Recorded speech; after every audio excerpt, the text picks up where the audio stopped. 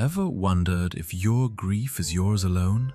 Gather close and let me tell you a tale passed down through generations.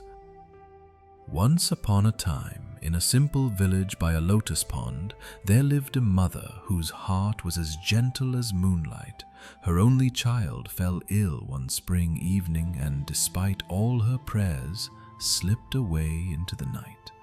Distraught, she wrapped herself in sorrow and sought out the wise Buddha, her tears falling like raindrops on parched earth. "Great teacher," she sobbed, "bring my child back to me, for I cannot live without her laughter."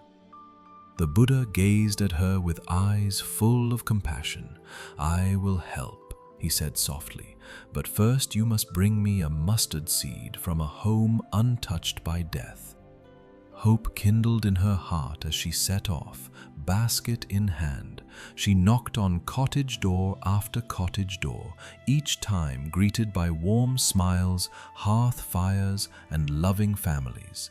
And each time she discovered another story of loss, a father's silent tears beside a coffin, a widow's lonely laments, children clutching fallen blossoms. Days blurred into nights as her basket remained empty, her spirit growing heavy. At last she returned to the Buddha, shoulders bowed, eyes hollow. He placed a gentle hand on her shoulder. "Do you see?" he whispered. "Every home has known sorrow, every heart has felt its sting. In sharing this grief, we find our common humanity." And in that moment, her tears softened, not from pain alone, but from the warmth of compassion that bound all lives together.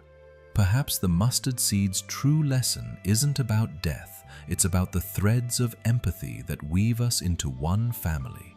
When we recognize our shared sorrow, our hearts open to kindness and connection forevermore.